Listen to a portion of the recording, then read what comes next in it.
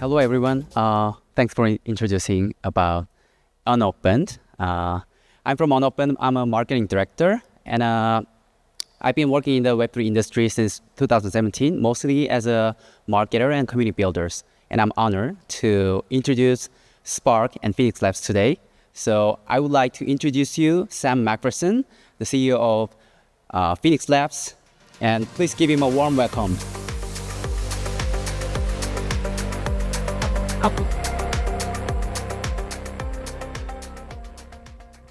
So Sam, could you please briefly introduce about yourself to our audience? Yeah, sure. Briefly, we'll see. My company, Phoenix Labs, is a research and development company that is active in the DeFi space. We are an active contributor to Spark, which is a sub-DAO in the MakerDAO ecosystem. So it sits, you can kind of think of it like a mini version of MakerDAO. And then there's multiple sub-DAOs, and Spark is one of these sub-DAOs. Thank you. Can you also describe more about the core mission and functionalities of Spark within the DeFi industry? Yeah, sure. Maybe let's go over the Maker endgame first. So over the past 2 years, Arun has introduced a governance proposal called the Endgame, which will transform Maker from the previous iteration, which was doing all the initiatives within MakerDAO. It will transform it such that MakerDAO becomes ossified and very simple, and it basically just provides wholesale credit to these sub-DAOs. These sub-DAOs, there are multiple of them, 4 which are responsible for allocating the balance sheet. These sub-DAOs will be responsible for growth and innovation. So Spark being one of these sub-DAOs, we focus on DeFi integrations. So our flagship product, Sparkland, which was released May last year, is now a top 15 by TVL protocol, and it hasn't even been released for a year. So it is a lending market, and the reason it's grown so rapidly is precisely because of its relationship to MakerDAO. Sparkland is able to borrow from MakerDAO at wholesale credit levels and then forward this rate to users, providing a predictable borrow rate. So Maker has access to the largest amount of capital in DeFi, standing at over $5 billion right now. And so because of this unparalleled access to liquidity, it is able to provide predictable rates such that when borrowers are using ETH collateral to borrow, they can be sure that the rates are going to be roughly what they initiate the loan at. And the next question is around I actually personally, I've been using many different apps in DeFi as well since 2019. There were Maker for sure, and Synthetics, Uniswap, so many innovative, products are developed by industry pioneers. But then among many different, lending protocols like Maker and Spark here, and maybe Aave, Compound, what makes Spark distinct in this crowded DeFi space? Because users might be interested, and what's the distinct advantages of Spark? Yeah, so I already went over this a bit, but if you guys are familiar with Maker Core Vaults, the killer value prop there is that as a issuer of the currency, Maker is able to provide very predictable rates within the core vaults. The rates will change, but it's on the order of a few percentage points, and there is large amounts of advance notice given. So the governance process will occasionally move the rates up and down, but this is like announced several weeks in advance. You know it's coming, and it gives you time to close out your position if the rates are too high, or readjust your position if the rates are now favorable. So unlike secondary markets in DeFi, which are dependent on third-party LPs, they have no control over what the rates are. So they, if there is a liquidity crunch, say there's a bull market going on and the rates spike, on markets like Aave and Compound, you will see sometimes double digits, even getting up to 20-30% sometimes the rates will spike to this high. And for users who are taking leverage, this is extremely painful. You don't know when new capital is going to come in. You basically just have to trust that the market will eventually fill it. Usually it does, but there's the uncertainty there is not great. So the difference with Maker and Spark as well is that these rates are set in a much larger time period. And this is due to Maker's access to capital. Maker is the LP as well as the lending market. So it gives it this unique advantage here. And the users we find much prefer Spark Maker for taking loans because you have this predictability to the rates. And, the market agrees. Spark has grown to a top 15 protocol by TVL in less than a year. Yeah, providing predictable interest rates is very important for users and builders because, to onboard millions of users, especially in Southeast Asia, there are many builders and users that are looking for some credible markets and DeFi protocols. So you said Spark has a vision to onboard a lot of it, and Spark is encouraging the integration from DeFi protocols and even Web2 companies. So, around Southeast Asia, there are many enterprises and even Web2 companies that are interested in integrating DeFi protocols or decentralized platforms. So, would you share some insights or information or maybe your expectations about the Web2 companies integrating decentralized platforms? Yeah, sure. So what we talked about already is a specific product called Sparkland, but Spark itself is more general than that. So Spark is aiming to be the growth and innovation arm in DeFi for MakerDAO. So we have the lending market side, but we also have a new product that we just put out a few days ago, which is called Spark Cash and Savings. So this will allow you to get a yield on your DAI. So if you have, say, USDT or USDC or DAI in your wallet, and you want to get this relatively safe yield, you can deposit it into the DAI savings rate. The rate right now is currently 10%, which is above the US dollar risk-free rate. So users are able to get this yield in DeFi, and the yield itself comes from from borrowers on the other side. So people in DeFi who are levering up on ETH and stuff like that, they're fully okay with paying this. Sometimes the rates even get as high as like 40, 50% on some of these centralized exchanges with people taking leverage through perps and whatnot.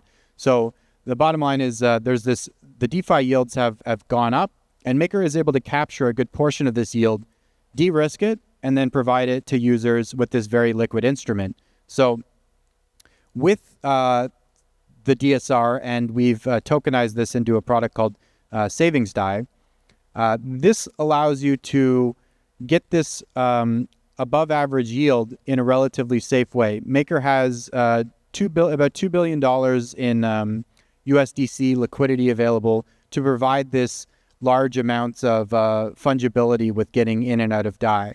So you can kind of think of it like it's like this middle ground between the treasury bill yield, which is more like 5%, versus some higher yielding products in DeFi like Athena. You get this nice middle ground where you get a pretty good yield, but you also get many layers of protection to de-risk this, and you get this unparalleled liquidity when you want to exit. And here's one of the most important questions for you. So a lot of the audience and people, even in South Asia, they're really interested in the announcement of endgame of Maker. So people might be interested in the key role of Spark within the Maker endgame. Yeah. Okay. So as I mentioned at the beginning, endgame is this restructuring of Maker into Maker sitting at, we'll call it Maker Core, is sitting at the center, and it's very simple. And then it does wholesale bulk credit to these sub-DAOs. So this is an interesting structure because it allows the sub-DAOs to experiment and innovate. So The Spark SubDAO is focused on DeFi integrations, large-scale lending operations, as well as access to the DAI savings rate. But the other sub-DAOs are unformed as of yet. And so there's 3 other allocator DAOs that have the same privileged access to Maker that's been able to grow Sparkland into a top 15 protocol by TVL. So others will have access to this. You're able to farm the tokens associated with these sub-DAOs, and then you get access to these credit lines. Now, what you can do with this is like the sky's the limit. So we're focused on DeFi, but there are other sub-DAOs that are more focused on lending to real-world assets. This would be things like tokenized treasury bills and whatnot. But it doesn't even have to be, this more boring finance stuff. It can be more interesting like gaming and, social. These types of things also have access to Maker's unparalleled liquidity. So the whole thing is basically just going to turbocharge the entire industry and allowing this competitive market for people to build the products that they want. And then those that are successful just can tap into this liquidity. Okay, I like the word sky's the limit. Yeah, the potential of DeFi and maybe the sub-DAO as well. So we know that there are so many grassroots communities and users, builders in Southeast Asia as well. And they're building their own ecosystem all together with the core team of each different platforms and product team. So as the first sub-DAO of Maker, could you share more about your insights about the maybe challenges or benefits when organizing a DAO for those builders and users in Southeast Asia as well? Yeah, so DAOs have been kind of interesting. I've worked at MakerDAO since the DAO first formed. So the foundation, Maker Foundation, was building the initial protocol, and then it dissolved towards May 2021-ish, I think is when it dissolved. And so it handed off control of the protocol to the DAO at that point. But it was sort of a first iteration of DAOs. DAOs as this, monolithic flat structure doesn't really work. We've determined this now, and so I think it was a good first attempt, but it was a naive first attempt. And so the endgame restructuring is an attempt to actually solve this for real. So instead of having everything done within the central DAO, MakerDAO, you had different factions. You have people who are more about decentralization, maximalization. You have people who are interested, TradFi people who want to get access to credit. You have DeFi people who want to, do these tokenized farming strategies, like, whatever. All different types of cohorts are all in one DAO. And so with the endgame restructuring, these sub-DAOs can specialize on what people are interested in. So like, if you're in a DAO together, but you're working with people like you don't really have the same worldview, it's very hard to work together. And so what ends up happening is you just get politicking and lobbying and sort of, all with the kind of stuff we see in traditional governments forming. It's much better to have these do everything at once and then see what works. And those who do a good job are rewarded with more benefit from MakerDAO. So whether or not this DAO restructuring works in practice, I think remains to be seen. But I think DAOs are kind of a very, at least ones where there's like a lot of capital at stake. This is like an unsolved problem at this point. So I think it's the best attempt to actually solve it for real. But we'll see. And to be honest, I would not bet against the engineering and the abilities of the people in this space. So I think it's something we can solve. And this is another follow-up question on the collaboration between DeFi and SEABW platforms. So last year we saw which was pretty impressive. I mean, the Grab drive sharing service, they integrated Web3 wallets in their super app by collaborating with Circle. So I mean, in Southeast Asia, there are so many people underbanked who cannot really get some benefits from the existing financial system. they want to use maybe USDC or USDT, I mean the stablecoin, even DAI. So what do you think about the collaboration between decentralized platform and the existing enterprises like Grab or even fintech companies? So could you share maybe some of the use cases, successful use cases that you experienced within Spark or Phoenix Labs?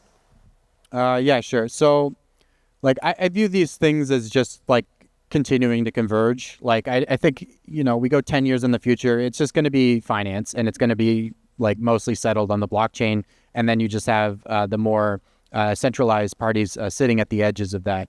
So we see all kinds of examples of this converging just because of like the capital efficiency, the transparency, the auditability. Like, having things on the blockchain just makes a whole lot of sense for traditional assets. So Maker's been always very bullish on real world assets from the beginning. Like, Arun's been saying this since he founded Maker. Real world assets are the way. So real world assets, and this is any sort of tokenization of an asset that exists in the real world onto the blockchain. This is the way we scale from where the size is now, largely this speculative valuations for what's coming, into this multi-$100 trillion size of like traditional finance. And so, there are many examples of this.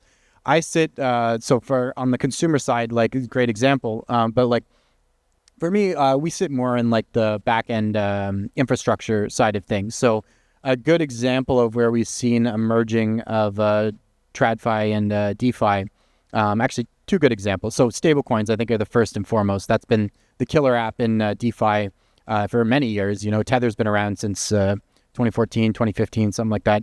So, and this, like, the most of the transactions are settled in stablecoins these days. So that's already a very solid, proven use case. For a thing that we've seen emerge over the past year is tokenized treasury bills. So this has grown from virtually zero at the beginning of 2023 into about 3 billion or so, give or take, including Maker's treasury bill allocation up until recently. So this has been a tremendous amount of growth, and what's been driving this is the high interest rates. So DeFi liquidity has been, the rates in DeFi due to the bear market have been virtually zero around the beginning of 2023. And because the rates in TradFi were coming up for US dollars, well, other currencies as well, to about 5%, this disjoint in the rates led to the tokenization of all these treasury bills. So yeah, this has been a huge growing industry. But again, this is kind of back end stuff. I think the consumer stuff is starting to is coming along as well. But I have less visibility into that kind of stuff. I see. So we've been covering most of the questions for today, and people here are really curious about the next vision and the long-term roadmap of Spark regarding the cash and savings. People can see it on the website of Spark when they go to the website. So could you share more information or insights about the next vision of Spark? Yeah. So I would say the bottom line is access. We want to give the entire world access to the yields that are usually only accessible by those privileged few. So the DAI savings rate is a perfect example of that, where in traditional finance, you have these money market funds usually that are investing cash into treasury bills and corporate debt, stuff like that. These provide the TradFi risk-free yield, but not everybody has access to this. What we see, especially with inflation turning up, is you see that the average person has a little bit of money in their bank account, and that money is just being reduced year by year due to inflation. Whereas, and just because they don't have easy access to the yield that is being provided by the government and corporations and stuff like that. So we want to democratize access to this yield, as well as just making all of DeFi more liquid, capital efficient, and just connecting all the pieces together. Because when you don't have a lot of middlemen and gated systems, the end person always wins in this scenario. This is a win for humanity. So this is our belief, and this is what we're here to do. I see. Maybe this might be the last question. Could you give us some advices to the Thailand builders and users who are really interested in joining the DeFi industry, or there are some users who really want to contribute in the maker ecosystem and for Spark? So So I would say if you have some cash, a good yield is the DAI savings rate. It's currently at 10%. This is just something you can do today if you want. Now, I think there's a lot of hidden alpha in the end game, and people are not paying attention yet. So there is nothing special about Sparkland that we've built, and it's grown into, again, this top 15 protocol by TVL, specifically because we are paying attention to what MakerDAO is doing. I think there's very few people doing this, and if you get involved at this early stage, there are 3 other sub-DAOs that have yet to be formed. So to the innovators and idea people out there, start thinking about what to make these sub-DAOs into, because there's going to be a lot of upside.